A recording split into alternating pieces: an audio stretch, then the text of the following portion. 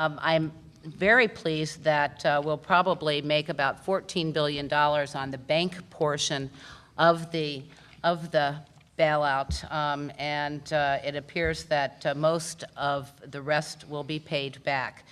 Certainly the bank part has been paid back. Since Nancy Pelosi took over the Congress in 2006, our deficit has quadrupled and our national debt has doubled. Our American children will have nothing, no hope for the American dream unless we change course immediately. And I'm hopeful that the next Congress will act as a check against this administration. Thank you. Thank you. Mr. Bill. Well, if we could help eliminate the progressive income tax by going to a flat tax, I would be all for it. But there's a reason that our tax code is so thick. It's because of lobbyists.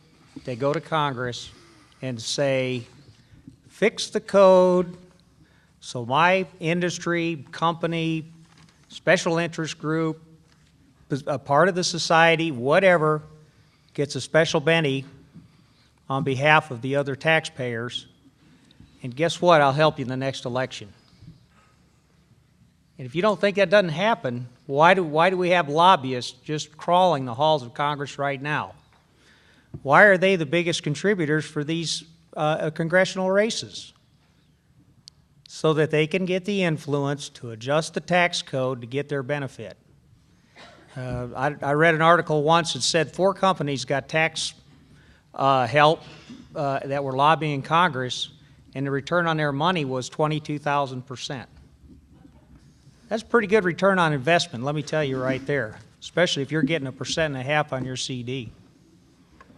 So that's what we need to do. We can have a flat tax, that sounds good to me, but we have to stop the lobbyist influence to get that little bit of a tax code revised for certain people.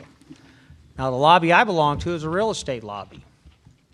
And what we're allowed to do is we're allowed to depreciate our assets. So maybe you got a $500 paycheck, you paid all your taxes, but since it was for my $500 paychecks on a rental house, I only need to declare at that time around $250 of income. And that's just not right. But my lobbyists did that for me. And if you look at my website, you'll see that I talk about this in detail. I call it, I've met the enemy, and it is me. Thank you. Thank you. We will complete the debate this afternoon with closing remarks from each of the candidates, beginning in the reverse order in which they made their opening remarks. So that will be Mr. Bill. I'd like to thank the university and the moderator for helping us. This is our 3rd debate.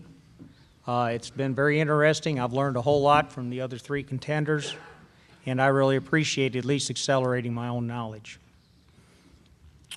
And I like to talk a whole lot about my campaign where it's different. You know, I don't have lobbyist donations, and I had to get on. I don't have party structure and all this other thing. But really, the thing I'd really like to talk about is you. I know whenever you're here, you had 100 other things you could have done. You're watching this program. There's 100 other things you could have done. You're listening to this program. There's 100 other things you could have done. But we have a kinship. And that kinship is our country is currently on the wrong track. And our Congress that we have, that's been there for years, the incumbents, has significantly impacted our lives. And we want to take action to fix this. And listening to these different approaches, listening to these different ideas, airing all our dirty laundry, all of those things are pure American things that we do as citizens. And like I said, I want to thank you for participating. I want to thank you for listening. And I want to thank you for helping us move our country forward. Because I don't have all the solutions. Probably half the solutions I've talked about you may not agree with. But that's okay. Let's get this all out on the table, and let's get our country back on track, because I know we can. Thank you. Thank you. Ms. Emerson. Thank you so much. Thank you all so much for being here. It's just been a great privilege. You know, we've heard the term new blood. That's code word for change you want to believe in. My friend Debbie King from Eminence just got a new bumper sticker made saying, "How'd you like the change?"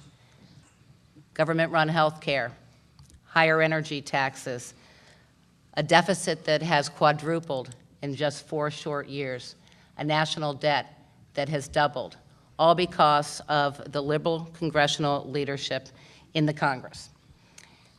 Leadership and caucus with whom Mr. Sowers will actually sit. Nancy Pelosi, Barney Frank, Henry Waxman, author of the health care bill. They'll all be chairman or speaker. I don't think that we can afford anything less than to have a conservative Congress to act as a check against the Obama administration. We can't afford this health care bill. We can't afford these energy taxes. We've got to get spending under control. We've got to cut the deficit. We have to extend the tax cuts, and I'm glad that Mr. Sowers finally decided to join all of us in that. We need to create a pro-growth environment to grow our economy. We need to get government out of our lives and out of business. We also need to work together to do this. I love this congressional district. I love my home. I really don't like it when people badmouth our congressional district. This isn't the 8th worst place to live. It's not the 10th worst place to live. It's not the 60th worst place to live. It is the best place. And Rolla is an incredibly special community. And you all have invested in this community, and you have set a great example. Time. Thank you. Mr. Van Dieven. I too would like to thank Missouri S&T for hosting this debate and inviting me to participate. It's been a great afternoon. I would like to thank the student group for asking such thoughtful questions. I mean, these were all good, strong questions that needed to be discussed. I usually have a canned speech that I recited for this particular event, but today I think I'm going to do something a little different. I'm often asked, why are you running for Congress? In the beginning, I had to explain that I would watch C-SPAN, listen to talk radio, and I would just get irritated and I couldn't figure out why the professional politicians couldn't solve these problems.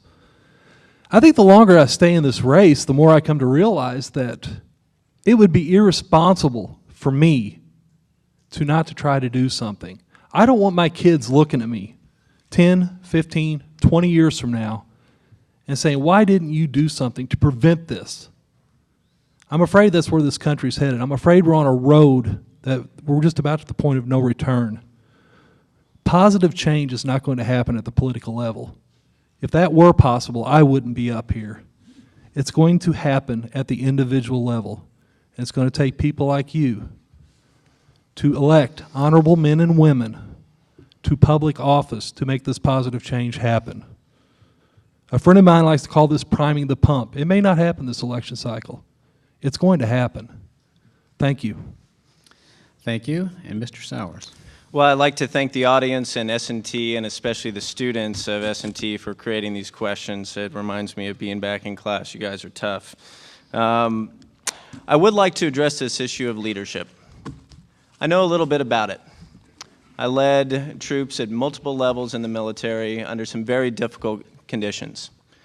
So I have my own experiences, and Congresswoman Emerson has hers. But I can tell you what leadership is not. Leadership is not waiting for a crisis to occur and then blaming other folks. Leadership is not gutting regulators, repealing Glass-Steagall, and then when you get to a crisis, say that suddenly I'm going to step up and be a leader. Leadership is having vision. Leadership is not twisting words, as you just heard in her closing statements. Leadership is being honorable. And I learned about honor growing up here, and I learned about honor in the military. But fundamentally, this election is not about the past. It's not about Congresswoman Emerson. It really is about the future of our home. Can you imagine with me a time not too far from now when I ask that same question to those students and they say, I'm staying right here. I'm starting a business here. I'm working for a business here. That's what I want to see. Can you imagine a day where we have our jobs here? Can you imagine a day where we're not bailing out and we've ended these wards because we've elected new leadership to Congress? This is going to take some belief. It's going to take belief in things bigger than yourself. I believe in God. I believe in America. I believe that our better days are ahead of us. And I'm asking you tonight, whether you're Republican, Independent, Democratic, or Tea Party, to believe in something big, to believe in our home. And I'm asking you for your vote and to believe in me. Thank you.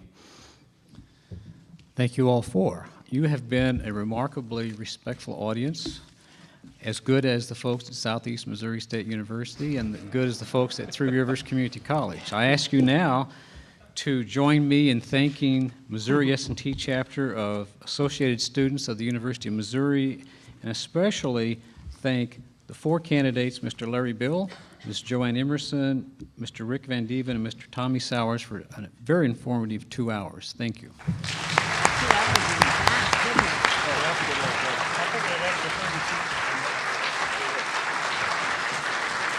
Where are we supposed to go?